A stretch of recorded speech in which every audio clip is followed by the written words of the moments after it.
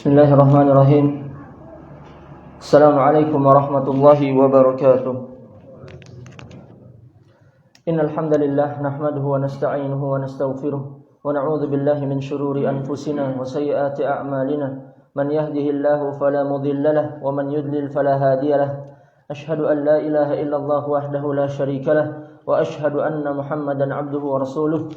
Ya ayyuhalladzina amanu taqullaha haqqa tuqatih ولا تموتن إلا وأنتم مسلمون يا أيها الناس اتقوا ربكم الذي خلقكم من نفس واحدة وخلق منها زوجها وبث منهما رجالا كثيرا ونساء واتقوا الله الذي تساءلون به والأرحام إن الله كان عليكم رقيبا يا أيها الذين آمنوا اتقوا الله وقولوا قولا سديدا يصلح لكم أعمالكم ويغفر لكم ذنوبكم ومن يطع الله ورسوله فقد فاز فوزا عظيما أما بعد فإن أصدق الحديث كتاب الله وخير الهدي هدي محمد صلى الله عليه وسلم وشر الأمور محدثاتها فإن كل محدثة في الدين بدعة وكل بدعة ضلالة وكل ضلالة في النار. Jamaah kaum muslimin, azani Allahu wa iyyakum. Kita kembali bersyukur kepada Allah Subhanahu wa taala dalam setiap langkah kita, dalam setiap ibadah kita, dalam setiap tilawah Al-Quran kita, dalam setiap pertemuan-pertemuan kita. Karena hanya Allah lah yang pantas dipuji dengan pujian-pujian yang tinggi dan sempurna.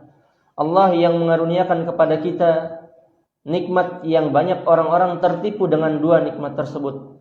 Nabi SAW bersabda, "Ni'matani maghbunun fihima katsirun minan nas, as-sihhatu wal faragh." Ada dua nikmat yang banyak manusia terperdaya, banyak manusia tertipu darinya. Nikmat sehat dan nikmat waktu luang. Maka hari ini terkumpul kepada kita dua nikmat ini. Nikmat sehat dan nikmat waktu luang. Sehingga kita bisa hadir menunaikan kewajiban kita sebagai muslim, hadir untuk sholat berjamaah di rumah dari rumah-rumah Allah Subhanahu wa taala. Salawat serta salam senantiasa tercurahkan kepada Nabi kita tercinta, Nabi Muhammad sallallahu alaihi wasallam, pada seluruh keluarga beliau, para sahabat beliau, dan orang-orang yang senantiasa mengikuti jalan sunnah beliau hingga hari kiamat kelak. Jamaah azani Allah wa iyyakum. Hari ini kami diminta untuk mengisi kekosongan jadwal karena Ustadz yang biasa mengisi, Ustadz Jibril sedang sakit. Syafahullahu syifaan ajilan. Semoga Allah Subhanahu wa taala berikan kesembuhan dengan kesembuhan yang segera, amin ya rabbal alamin. Begitu pula untuk saudaraku, saudariku kaum muslimin dan muslimah dimanapun berada yang sedang diuji oleh Allah Subhanahu wa taala dengan sakit, mudah-mudahan Allah Subhanahu wa taala segera angkat penyakitnya, amin ya rabbal alamin. Jemaah kaum muslimin, a'azani Allah wa iyyakum. Pada pertemuan yang lalu kita bahas hadis tentang puasa, yaitu man shoma ramadhana imanan wa ihtisaban. Barang siapa yang berpuasa selama bulan Ramadan imanan wa ihtisaban. Ada dua amalan hati, imanan dengan penuh keimanan dan dengan penuh mengharapkan ganjaran dari Allah Subhanahu wa taala, ghufira lahu ma taqaddama min dzambih. Allah Subhanahu wa taala akan ampuni dosa-dosanya yang telah lalu. Maka kembali berbicara tentang iman, ada satu ayat yang Allah Subhanahu wa taala firmankan, dan kami rasa ayat ini perlu dibahas untuk kaum muslimin karena memang banyak kaum muslimin yang belum memahaminya, yaitu dalam surah Al-An'am ayat 82. Allah Subhanahu wa taala berfirman, "Alladzina amanu wa lam yalbisu imanahum bidzulmin ulaika lahumul amnu wa hum muhtadun." Orang-orang yang beriman dan tidak mencampur adukan iman mereka dengan kezaliman, maka bagi mereka rasa aman dan mereka adalah orang-orang yang mendapat petunjuk. Membaca ayat ini, Rasulullah sallallahu alaihi wasallam di hadapan para sahabatnya, sebahagian sahabat kaget dan seakan tidak percaya. Karena ayatnya, barang siapa atau orang-orang yang beriman dan tidak nyampur adukan keimanan mereka dengan kezaliman, konsekuensinya besar. Artinya secara zahir, secara yang tersurat dari ayat ini, bahwasanya orang yang beriman dan tidak berbuat kezaliman sedikit pun, merekalah orang-orang yang mendapatkan rasa aman dan merekalah orang-orang yang mendapat petunjuk. Para sahabat bertanya kepada Rasulullah sallallahu alaihi wasallam, "Ya Rasulullah, fa ayyuna la yadhlim nafsah?" Wahai Nabi, wahai Rasulullah, siapa sih di antara kita yang tidak pernah berbuat zalim? Artinya zalim, semua dosa itu termasuk kategori zalim. Zalim terhadap dirinya sendiri. Maka para sahabat kaget. Wahai Nabi, siapa di antara kita yang tidak berbuat zalim? Mungkin hanya engkau. Engkau adalah seorang nabi, engkau orang yang maksum. Kan tapi kami manusia biasa. Kami terjatuh ke dalam dosa. Kami terjatuh ke dalam maksiat. Maka Nabi sallallahu alaihi wasallam bersabda, "Laisa huwa kama tadhunnun." Bukan seperti apa yang kalian fahami. Innama huwa kama qala Luqman li ibnihi. Sesungguhnya maksud kata zalim dalam ayat ini adalah seperti apa yang diucapkan oleh Luqman kepada anaknya. Dalam surah Luqman Allah Subhanahu wa taala berfirman, "Wa idz qala Luqman li ibnihi wa huwa ya'idhuhu." Dan ingatlah ketika Luqman berkata kepada anaknya dan dia sedang memberikan pengajaran kepada anaknya. Seorang ayah sedang mengajari anaknya. Apa yang isi ajarannya? "Ya bunayya, la tusyrik billah. Inna syirka la zulmun azim." Wahai anakku, janganlah engkau berbuat syirik kepada Allah Subhanahu wa taala. Janganlah engkau menyekutukan Allah Subhanahu wa taala. Sungguh perbuatan syirik adalah zulmun azim, kezaliman yang sangat besar. Maka maksud ayat tadi ditafsirkan oleh ayat dalam surah Luqman. Kezaliman yang dimaksud adalah kesyirikan kepada Allah Subhanahu wa taala. Jadi di beberapa terjemahan dari surah Al-An'am tadi, alladzina amanu wa lam yalbisu imanahum bidzulmin. Orang-orang yang beriman dan tidak mencampur adukan iman mereka dengan kesyirikan, bagi mereka rasa aman dan bagi mereka petunjuk dari Allah Subhanahu wa taala. Muhtadun, orang-orang yang mendapat petunjuk. Maka coba kita jabarkan ayatnya secara penuh.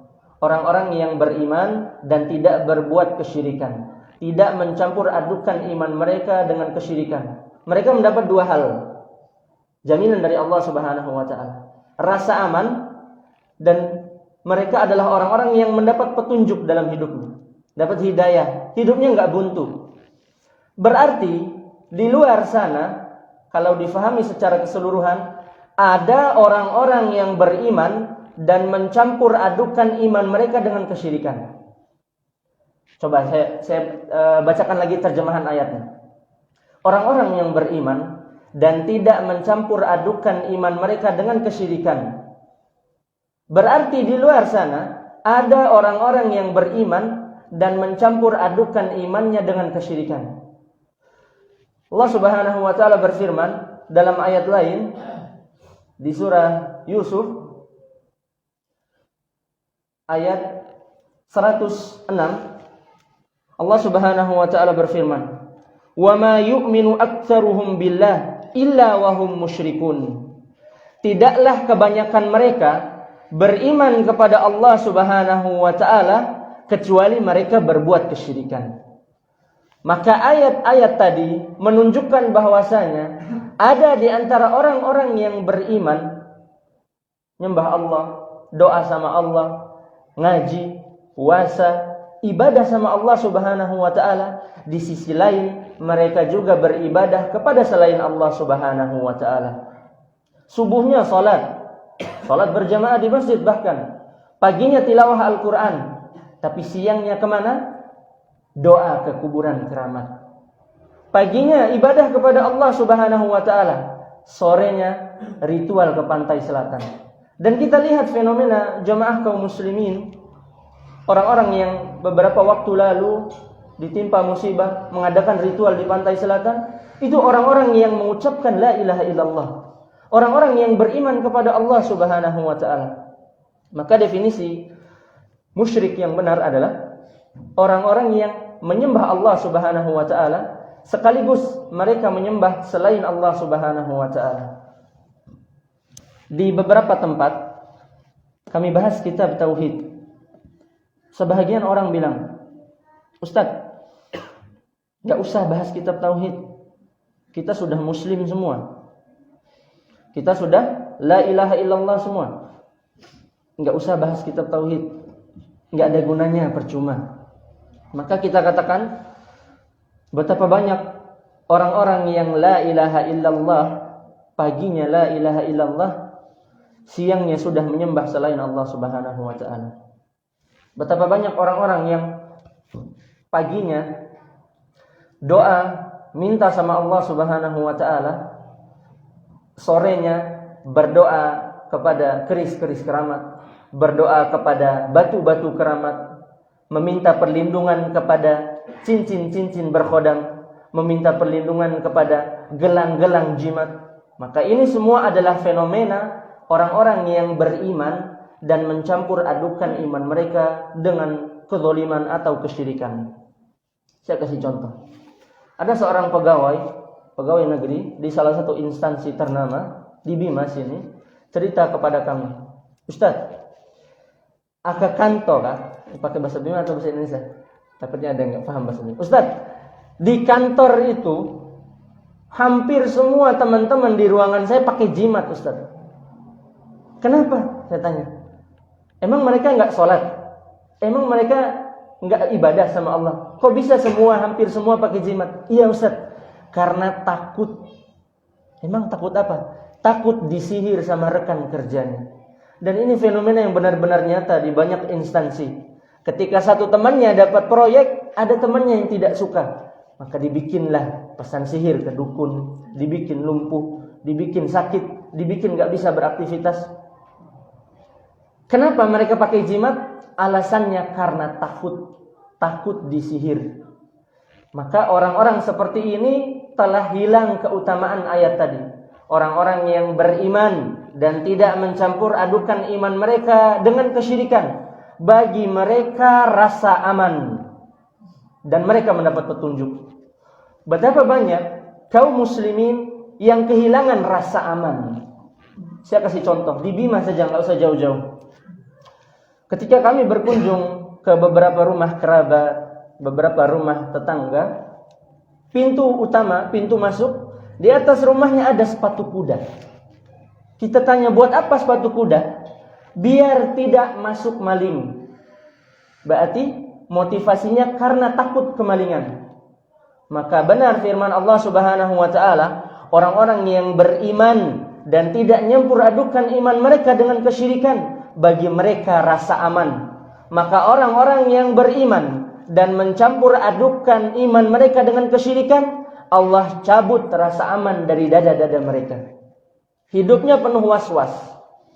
Banyak sebahagian teman-teman yang berguru ke guru-guru yang bisa mengisi khodam dan semisalnya, perguruan-perguruan silat yang pakai khodam, yang pakai jin, ritual di kuburan dan semisalnya, cerita, "Saya ngikut perguruan ini biar saya lebih pede. Saya kalau fight sendirian, berantem sendirian, meskipun saya sudah pelajari jurus-jurusnya, saya nggak pede. Saya mau punya khodam dari bangsa jin."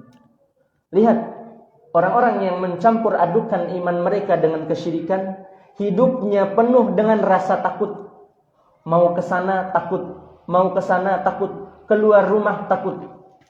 Sebagian kaum muslimin yang memiliki usaha, misalnya dagang atau punya toko, beberapa ada yang menempel rajah-rajah di tokonya. Rajah itu seperti mantra-mantra, terkadang dicampurkan dengan huruf-huruf Arab, la, atau hu, dan semisalnya, ditulis dengan bentuk-bentuk, ada yang segi 4, segi 3, segi 5, dan semisalnya. Mereka menempelkan rajah di toko-tokonya. Alasannya apa? Karena takut dagangannya nggak laris. Karena pengen dagangannya banyak pembeli. Maka ini adalah fenomena yang kita lihat dengan nyata. Fenomena orang-orang yang mencampur adukan iman mereka dengan kesyirikan. maka Allah Subhanahu wa taala cabut rasa aman itu. Tidurnya enggak tenang, jalan kemana-mana takut. Adapun orang yang tauhidnya lurus, imannya benar, imannya murni karena Allah Subhanahu wa taala, dia tidak takut. Kalau kita mau benar-benar mengamalkan apa yang disabdakan oleh Nabi sallallahu alaihi wasallam, maka doa keluar rumah saja itu sudah jadi membuat kita full pede, tawakal kepada Allah Subhanahu wa taala. Doa keluar rumah, bismillahi tawakkaltu 'ala Allah, la haula wala quwwata illa billah. Dan barang siapa yang membaca doa ini, Nabi sallallahu alaihi wasallam jamin, engkau akan dicukupi, engkau akan dipenuhi urusanmu, engkau akan dilindungi sampai engkau kembali ke rumahmu. Maka hanya dengan doa ini saja, enggak perlu pakai khodam-khodam dari bangsa jin, enggak perlu pakai jimat-jimat. Orang-orang yang murni imannya kepada Allah Subhanahu wa taala, dia murni tawakalnya kepada Allah Subhanahu wa taala. Kemudian yang didapatkan oleh orang-orang yang murni imannya bukan hanya rasa aman, akan tapi muhtadun. Mereka itu orang-orang yang dapat petunjuk. Contoh, orang-orang yang kehilangan petunjuk dalam hidupnya. Dia merasa semua orang di sekitarnya adalah orang-orang jahat. Dia merasa di dunia ini tidak ada lagi yang sayang dengan saya. Di dunia ini tidak ada lagi yang perhatian dengan saya. Akhirnya dia memilih jalan pintas, gantung diri. Ini adalah orang-orang yang telah kehilangan petunjuk dalam hidupnya. Contoh lain, banyak kalimat-kalimat yang kita temui di tengah-tengah masyarakat. Orang-orang yang telah buntu hidupnya. Ustaz, wati loatu uuma wati siweha pitibang. Depune kula weli oto Ustaz siweha pitibang. Ini adalah contoh orang-orang yang kehilangan hidayah dalam hidupnya. Allah bikin hidupnya buntu, seakan-akan jalur rezeki hanya lewat jalur bank. Ustaz, wati raka kai modal nikah wati siweha pitibang. La haula wala quwwata illa billah. Maka orang yang imannya mantap, orang yang imannya murni, hidupnya penuh dengan rasa aman, hidupnya penuh dengan petunjuk. Meskipun dia makan pas-pasan, meskipun hidupnya pas-pasan, tapi dia selalu merasa di atas petunjuk dari Allah Subhanahu wa taala, maka ini adalah iman yang murni, iman yang benar kepada Allah Subhanahu wa taala. Terakhir saya kasih contoh, karena pertemuan yang lalu banyak jemaah, Ustaz, poro lalu Ustaz, masa cuma 10 menit. Terakhir saya kasih contoh dalam kehidupan nyata. Biasanya bapak-bapak di sini kajiannya sampai syuruk ya. Ya, mungkin 5 menit lagi lah, nggak usah lama-lama. Setengah jam lebih, luar biasa, masya Allah. Kita udah berapa menit? Kita sebentar saja ya. Nanti biasanya ada tanya jawab dari bapak-bapak. Contoh orang-orang yang kehilangan imannya, kehilangan kesempurnaan imannya. Di zaman Nabi sallallahu alaihi wasallam pernah terjadi, anna Nabi sallallahu alaihi wasallam ra'a rajulan fi yadihi halaqatun min sufrin. Nabi pernah melihat seorang laki-laki yang di tangannya ada gelang yang terbuat dari bahan kuningan. Gelang yang terbuat dari bahan kuningan, besi kuningan. Kemudian Nabi SAW nanya kepada pemuda tersebut, "Ma hadih?" Gelang apa ini? Apa yang kamu pakai ini? Kemudian laki-laki tersebut menjawab, "Minal wahinah ya Rasulullah." Gelang penangkal sakit, wahai Nabi SAW. Kalau saya bahasakan, benar enggak? Bapak-bapak koreksi. Ini gelang kesehatan, benar enggak? Benar enggak kalau saya bahasakan seperti itu? Karena laki-laki tersebut mengatakan ini gelang penangkal penyakit. Maka hadis ini kalau sering saya bahasakan di jamaah, ini hadis tentang gelang kesehatan jemaah. Karena dia mengharap kesehatan dari gelang tersebut. Alasan dia memakai gelang tersebut karena tidak mau terkena penyakit. Apa yang disabdakan oleh Nabi sallallahu alaihi wasallam? Inzi'ah, lepas.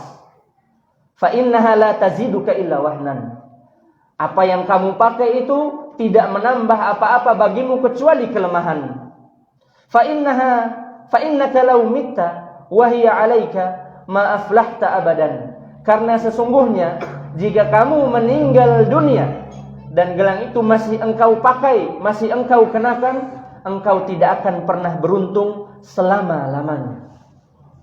Ini hadis yang luar biasa yang memberikan pelajaran kepada kita bahwasanya banyak benda-benda seperti ini, benda-benda yang diyakini oleh kaum muslimin bisa menolak bala, bisa menolak mara bahaya. Ibu-ibu yang hamil suruh bawa peniti, bapak-bapak di rumah pasang sepatu kuda, orang-orang biar nggak masuk hantu di rumahnya gantung daun kelor dan semisalnya. Ini adalah bentuk tawakal kepada benda-benda dan mengurangi tawakal kita kepada Allah Subhanahu wa taala.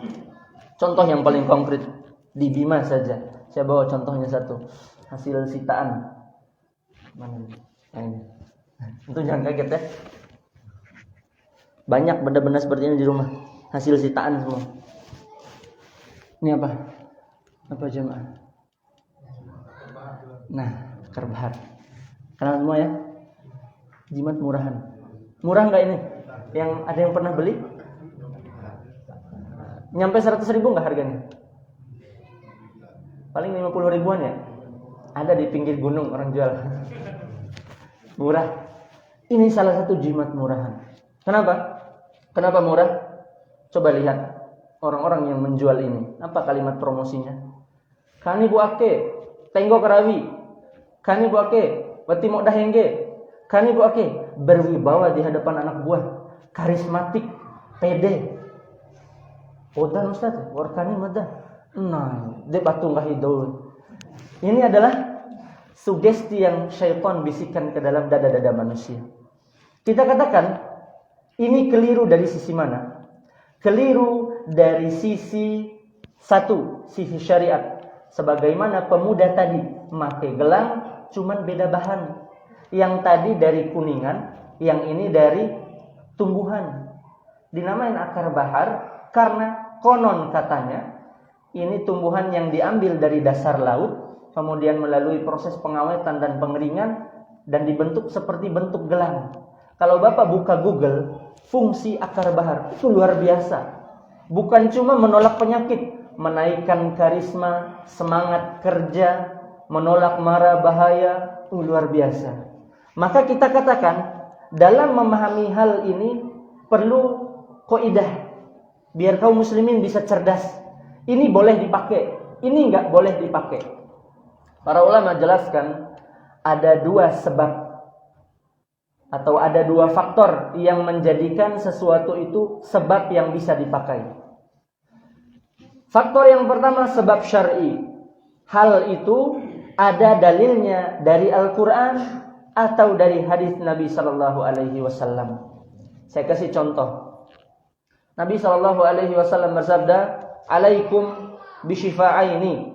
Hendaknya kalian berobat dengan dua obat, dengan dua penyembuh, al-asal wal Quran, dengan madu atau dengan Al-Quran. Maka madu dan Al-Quran menjadi dua obat yang kaum muslimin pakai sebagai sebab. Maka ini ada dalilnya enggak?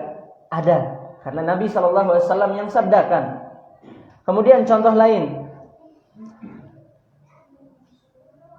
fil habbatis sauda syifa'un likulli da'i.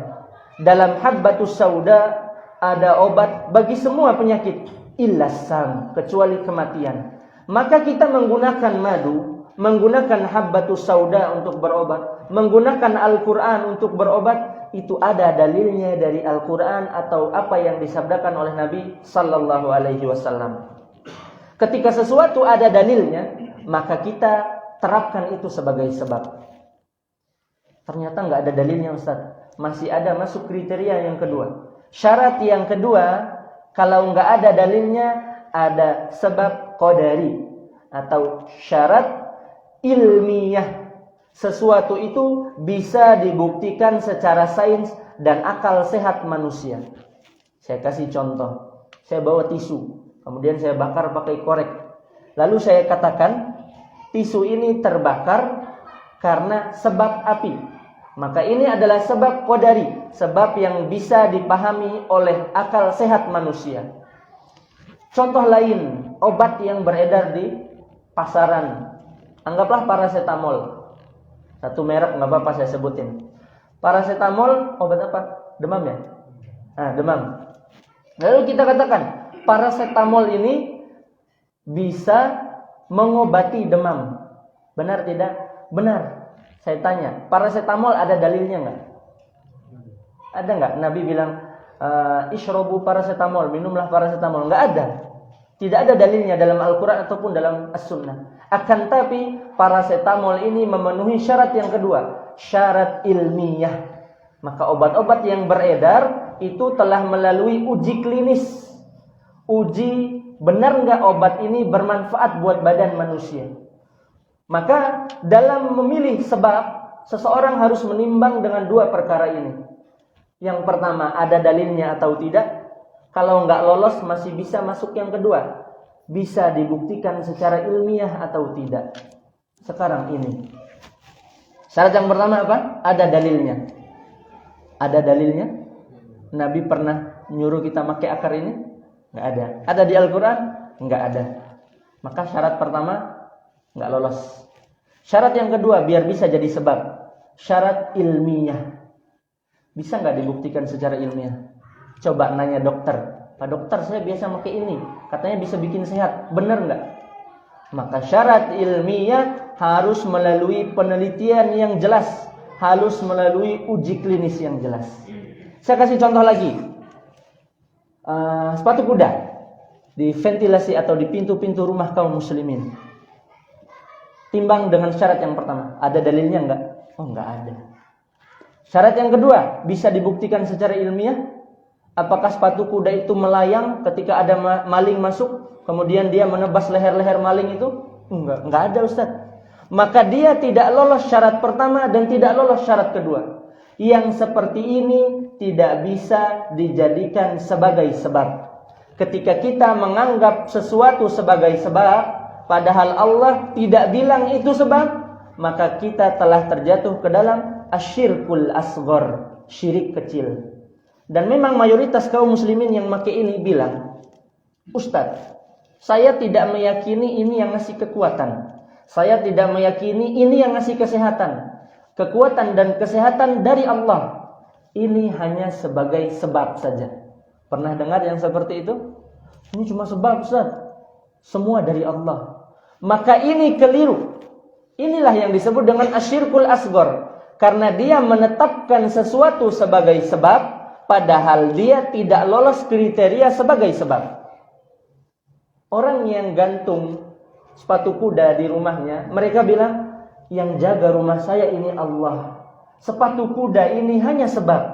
Maka ini telah keliru. Karena menetapkan sesuatu sebagai sebab, padahal ia bukan sebab.